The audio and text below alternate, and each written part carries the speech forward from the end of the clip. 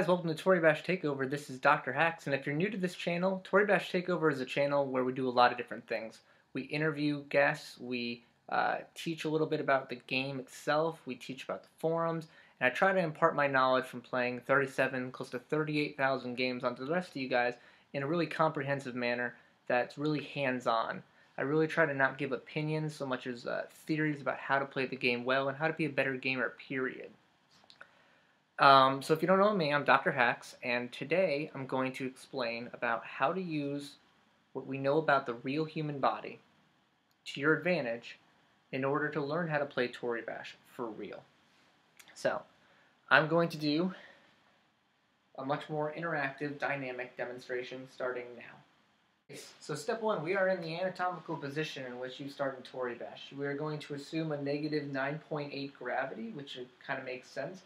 Gravity on Earth here is 9.86 meters per second squared. However, if you want to recreate Earth's gravity in Toribash, you're going to have to up the gravity because our strength in proportion to our weight in Toribash is so skewed, and it needs to be because we're going to be trying to break limbs off, that you actually need to raise the gravity up quite a bit in order for it to look realistic like it is on Earth. There's a reason I can't do backflips right now. It's because Toribash physics under 9.8 gravity are not physics on Earth. So, we're in this position, you're going to see the typical player do one thing. He knows he wants to hit you. He knows these hand slings, they hit you. So what's the first thing he's going to do? The first move everyone basically learns. It's a noob clap. So staying in a held all position, because relaxed all is confusing and complex, and you fall to the ground and you disqualify. I almost busted my head open on that drawer. So, relaxed all is very confusing for someone who's just new to the game. He doesn't want to be thinking about all the joints. He just wants to think, contract right pec, contract left pec. I can get a hold of him now. Grab hand, grab hand. Now he's thinking about his leg, right? But he can't think about his leg in multiple components. He can't think from this position, okay, that's extending my right ankle. This is contracting my right knee, whilst contracting my right ankle, or extending my right ankle, or relaxing my right ankle, or holding my right ankle. He's not thinking about his hips. He's certainly not taking other components in, such as his abdominals, or his glutes, or his lumbar. However, to be a great player, you need to be using all of the joints at the same time, because that's how real life works. When you're manipulating your body around, you're in this power stance, okay? A lineman is going to be in this stance, a tennis player is going to be in this stance. This is the power stance to be explosive. It's because you're being able to exude a lot of force off of the ground. In Toribash, there's only two ways to create force, for the most part, and change your momentum. Number one is off of the floor. If you apply a force onto the floor, the equal and opposite force will apply in the opposite direction. This is how a comeback's done. In no grab mods, this is how the basis of movement exists. This is why real life isn't like Super Mario. When you jump into the air, you can't change directions of which way you're going in the air. Your trajectory is fixed once you've left the ground. Outside of like things like wind resistance, things that can affect you in the air, you personally can't change that momentum. Two is being able to grab your opponent.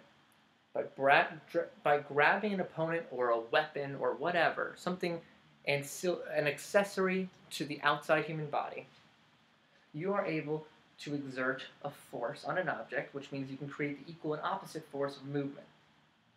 So for instance, if I wanted to really hurt someone, I could grab them, lower my shoulder, extend my pec, maybe extend my other knee, maybe hold my hip in place, maybe extend my abdominals, and go in for the knee. And still a lot more went on there too, right? I didn't just rotate my chest, I also extended this pec, contracted this pec, this arm went down, although I probably could have done more with this arm to make this more effective. The point is, everything's being used.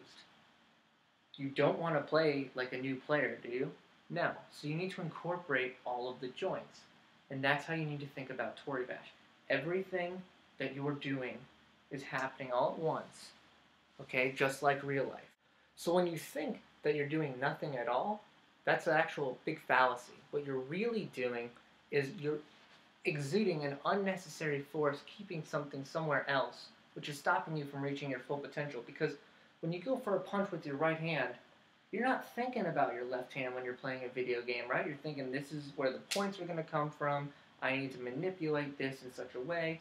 The pec is going to help me create a horizontal adduction towards the midline, so it's going to bring my humerus and radius and ulna all towards the opponent.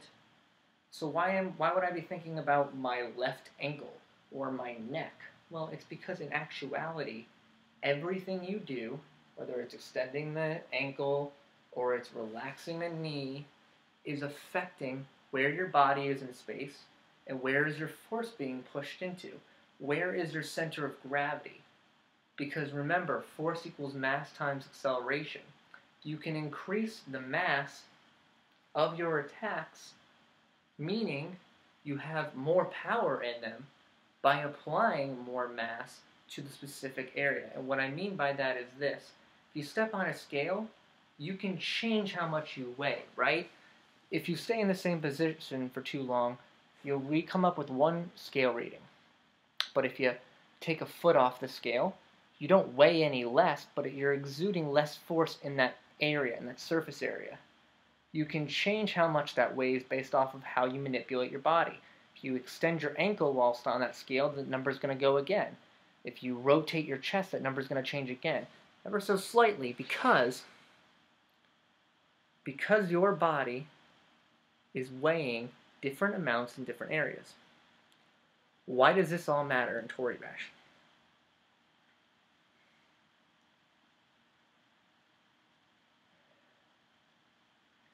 Well, if you're like me, I think about games a lot.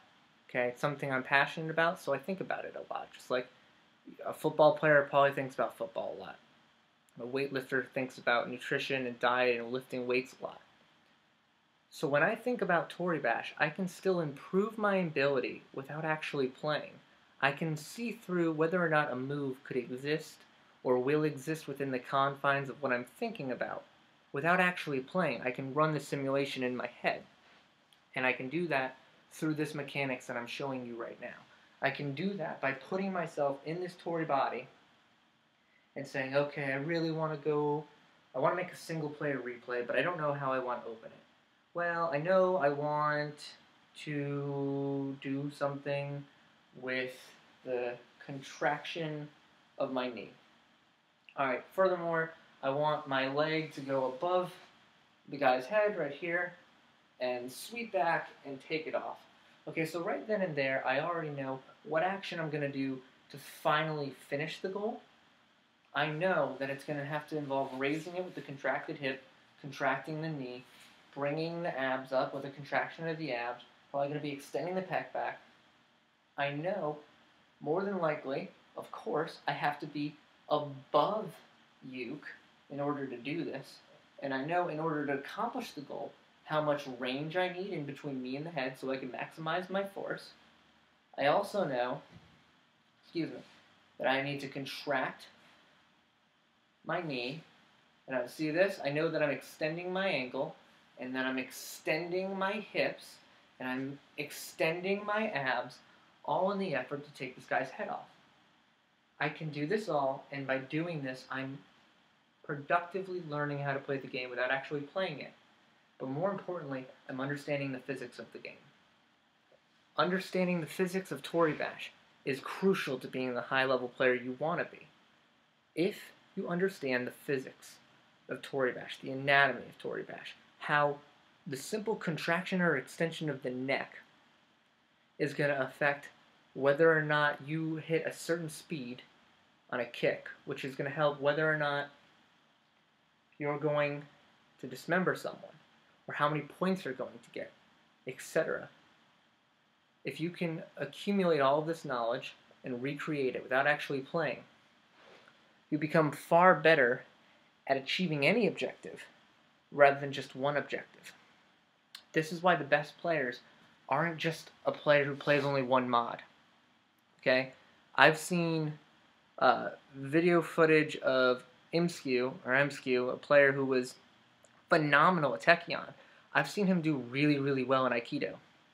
Those mods are so much different. One's high gravity, one's low gravity, one's about striking, one's about grappling. They're very, very different. The engage distances are different. One has a dojo, different turn frames, different gravity. The point is, he was good at both. DrHax is great at almost every mod I've ever seen him play. And he can pick up a dumb mod that you wouldn't even think to play, like air hockey, and still be great at it. And it's not because he practices the small nuances, like contracting your wrists so that you can come back and wushu. It's because he understands the physics and can apply that understanding in order to achieve any goal. If this makes sense or you want any clarifications, please feel free to leave a comment down below. If you really like this video and you want to see more videos, hit the like button and then go ahead and hit subscribe on Toribash Takeover. And if you have any more questions for me, I have a Q&A thread open right now that you can go into the news and entertainment board and write up a question. I'll probably write a personalized answer to your questions. And thank you so much for watching, guys. Let's make sure Toribash takes over.